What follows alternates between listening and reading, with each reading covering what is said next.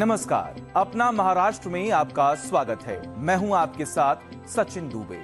आगामी 2027 सिंहस्थ कुंभ मेले के लिए नासिक त्र्यंबकेश्वर कुंभ मेला प्राधिकरण, नासिक नगर निगम और लोक निर्माण विभाग द्वारा नासिक शहर में किए जा रहे 5,657 करोड़ 89 लाख रुपए के विकास कार्यों का शिलान्यास मुख्यमंत्री देवेंद्र फडणवीस ने किया।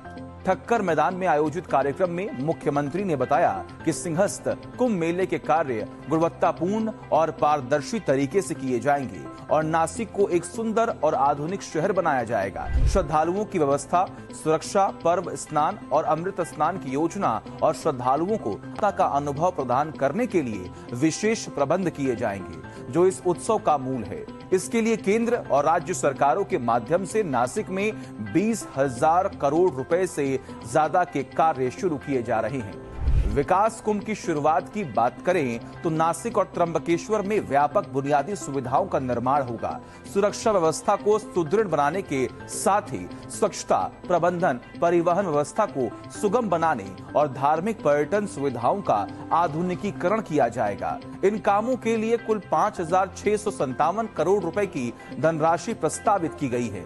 इनमें मुख्य कार्यों में नए पुल के निर्माण के लिए 94 करोड़ 87 लाख रुपए, तो वही नासिक शहर में सीसीटीवी प्रणाली के कार्यान्वयन के लिए 436 करोड़ 56 लाख रुपए आवंटित किए गए हैं। मुख्यमंत्री देवेंद्र फडणवीस ने नई दिल्ली में केंद्रीय ऊर्जा मंत्री मनोहर लाल खट्टर से मुलाकात की। इस दौरान सीएम ऊर्जा मंत्री से महाराष्ट्र के लिए रिवाइज्ड डिस्ट्रीब्यूशन सेक्टर स्कीम यानी कि RDSS को लेकर 2,655 करोड़ रुपए की मांग की।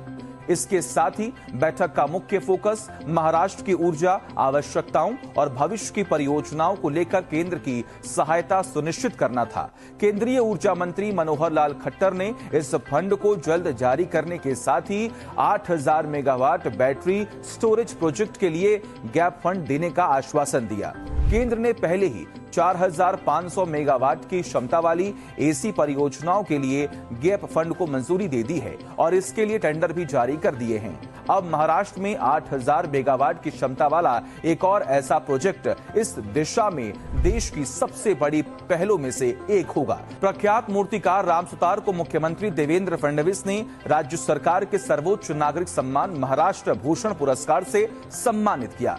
नोएडा में राम सुतार के आवास पर आयोजित समारोह में उप मुख्यमंत्री एकनाथ शिंदे, उप मुख्यमंत्री अजीत पवार, सांस्कृतिक मामलों के मंत्री एडवोकेट आशीष शेलार, सांसद महेश शर्मा के साथ कई अधिकारी मौजूदगी में उन्हें सम्मानित किया गया। ये पुरस्कार मूर्तिकार राम सुतार को मूर्तिकला के क्षेत्र में उनके अद्वितीय योगदान के लिए दिया गया। इस मौके पर मुख्यमंत्री देवेंद्र फडणवीस ने राम सुतार के स्वास्थ्य की जानकारी लेने के साथ ही उनके सम्मान में कहा कि मूर्तिकार राम सुतार ने अपनी मूर्तियों के माध्यम से दुनिया भर में महाराष्ट्र और देश का मान बढ़ाया है। भारत रत्न डॉक्टर बाबा साहेब अम्बेडकर के महापरिनिर्वाण दिवस के मौके पर हर साल लाखों अनुयायी मुंबई के दादर स्थित चैत्य भूमि पर आते हैं। इस दौरान उपलब्ध कराई जाने वाली सुविधाओं के मद्देनजर चीफ सेक्रेटरी राजेश कुमार की अध्यक्षता में मंत्रालय में एक बैठक हुई। बैठक में चीफ सेक्रेटरी राजेश कुमार ने निर्देश दिया कि सभी विभाग समन्वय करके के लिए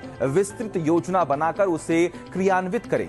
चीफ सेक्रेटरी ने कहा कि चैत्य भूमि क्षेत्र में मंडप व्यवस्था, पेयजल और अन्य आवश्यक सुविधाएं उपलब्ध कराई जाएं। दादर और आसपास के क्षेत्रों में ट्रैफिक कंट्रोल को लेकर विशेष ध्यान रखा जाए। केंद्रीय जल संसाधन, नदी विकास और गंगा संरक्षण मंत्रालय द्वारा घोषित राष्ट्रीय जल पुरस्कार 2024 में महाराष्ट्र को देश के सर्वश्रेष्ठ राज्य का पहला स्थान मिला है। महाराष्ट्र को यह सम्मान जल संरक्षण और प्रबंधन के क्षेत्र में उल्लेखनीय उपलब्धियों के लिए दिया गया।